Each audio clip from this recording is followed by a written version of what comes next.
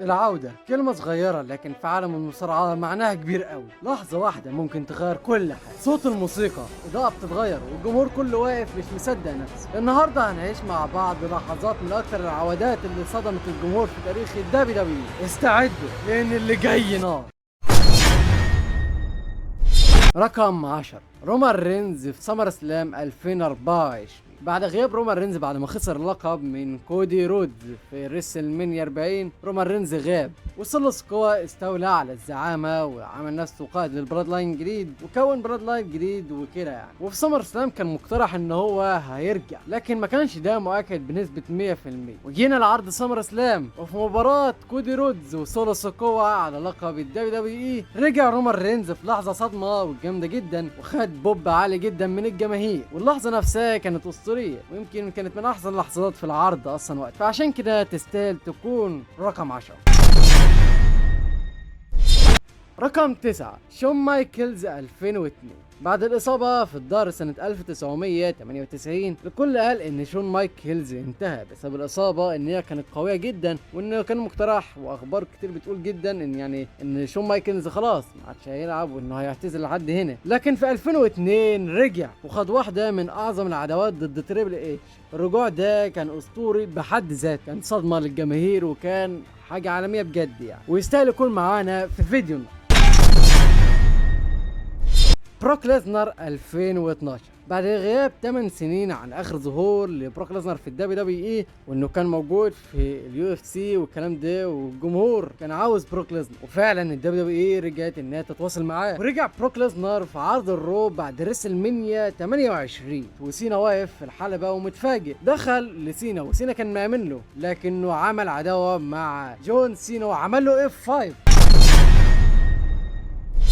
جون سينا في ماني ان ذا بانك 2021. بعد شهور من الغياب، الجمهور بتاع الماني ان ذا بانك شاف اكبر مفاجأة في العرض. سينا رجع والقاعة كلها كانت بتغني مع موسيقته، حتى سينا نفسه كان متفاجئ وكان بيضحك من كمية الهتافات اللي بتتقال له في القاعة. العودة كانت جامدة جدا وكانت مفاجأة حرفيا، ما كانش حد عارف ان جون سينا هيرجع وقتها، كانت صدمة بكل معنى الكلمة. عشان كده تستاهل تكون موجودة معانا في فيديو النهاردة، وتستاهل تكون رقم 7.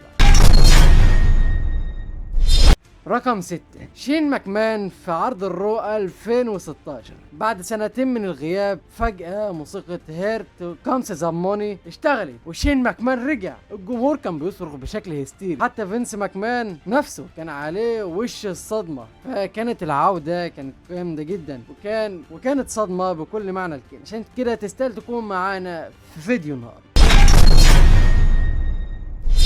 الهارد بويز في ريسل مانيا 33. الجميع كان متاكد ان هم بيشاركوا في اتحاد تاني، ولكن فجاه موسيقى الهارد بويز بتشتغل في ريسل مانيا والجمهور فقد عقله من قدر اللحظه الجنونيه اللي كانت موجوده. واللي زودها كمان انهم كسبوا القاب التاج تيم في نفس الليله، يعني راوده جامده جدا وفي نفس الوقت دفعه قويه. فدي كانت عوده اسطوريه بصراحه، وتستاهل تكون موجوده معانا في فيديو النهارده، تستاهل تكون في المركز ده، تستاهل تكون رقم 5.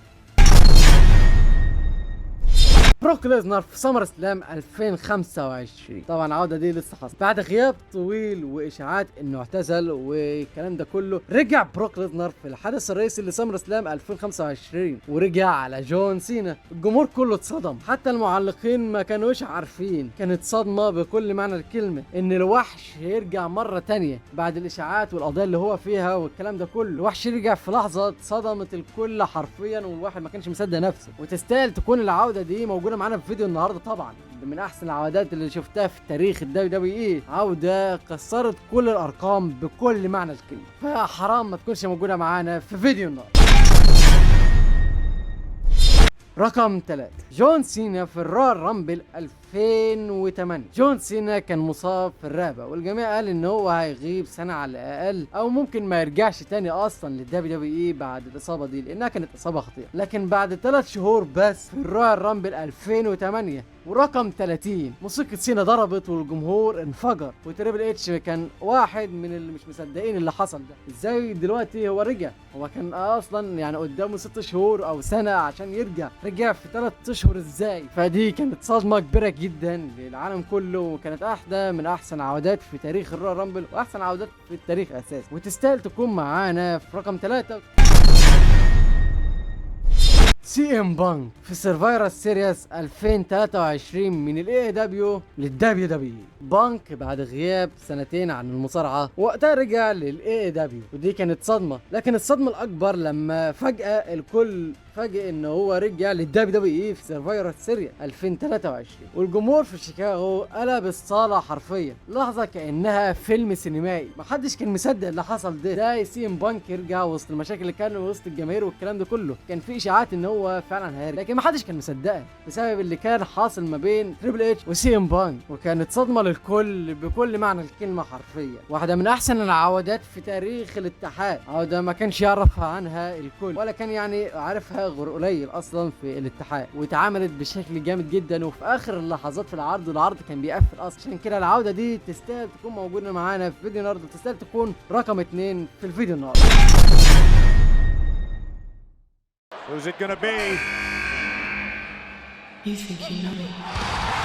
اما رقم 1 فهي بتستاهل معانا ايدج في الرويال رامبل 2020 بعد 9 سنين من الغياب من الاصابه اللي انهت مسيرته. الكل كان فاكر انه مستحيل يرجع الحلبه لان الاصابه كانت قويه جدا وكانت بتنهي مصارعين حرفيا، لكن فجاه في الرويال رامبل 2020 مصيبته بتشتغل، والكاميرا جابت وش الجماهير والدموع في عيونهم كلهم، وايدج راجع يوزع سبير شمال ويمين في لحظه تاريخيه وجامده جدا، لحظه صدمت الكل والقاعه كلها انفجرت من العوده. محدش كان مصدق اللي حصل ده، ان ايدج يرجع في وقت زي ده، فمحدش ممكن يصدق بصراحه الحته دي. ايدج هو واحد من احسن المصارعين في التاريخ، فان اصابته دي كانت حاجه محزنه للكل، فانه يرجع في لحظه زي ديت فدي كانت لحظه اسطوريه وتاريخيه بكل معنى الكلمه. عشان كده تستاهل تكون معانا في فيديو النهارده، وتستاهل تكون رقم 1 بجداره، لان هي فعلا لحظه تاريخيه ومستحيل انها ما تكونش معانا في الفيديو النهارده، ومستحيل انها ما تكونش رقم 1، وده رايي الشخصي يعني.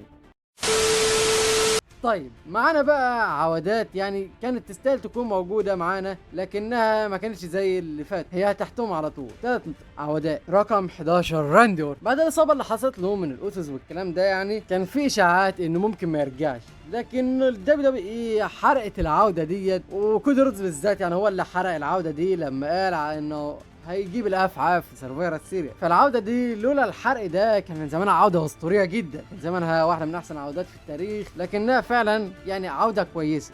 ومعانا باتيستا في 2013 رجع قبل الرويال رامبل 2014، لكن اللحظه دي كانت مليانه حماس والجمهور اتقسم ما بين مؤيد ومعارض، لكن ما حدش يقدر ينكر انها كانت لحظه صدمه. رقم 13 بري وايت في اكستريم رولز 2022، بعد شهور من التلميحات والالغاز اخيرا في اكستريم رولز النور طفى والاغاني المرعبه اشتغلت، وبري وايت ظهر بستايل جديد. كانت لحظة جامدة وحماسية، وفي نفس الوقت هي يعني للأسف يعني رجع بعدها تهمي ومات يعني الله يرحمه. يعني للأسف هي كانت من أحسن العودات لو كان كمل، وكانت الدبليو دبليو اهتمت بنجم زي ده وموهبة زي بري وايت، بس يعني للأسف هو خلاص، لكنه يستاهل يكون معانا في الفيديو النهارده. العودات دي بتثبت إن في عالم المصارعة أي حاجة ممكن تحصل، وأي حد ممكن يرجع في أي وقت، بالذات من عودة بروك ليزنر في 2025. قول لي في الكومنتات ايه اكتر عودة بالنسبة لك كانت صدمة، ما تنساش اللايك والسبسكرايب، وبس كده زي ما بقول كل مرة، احلى سلام.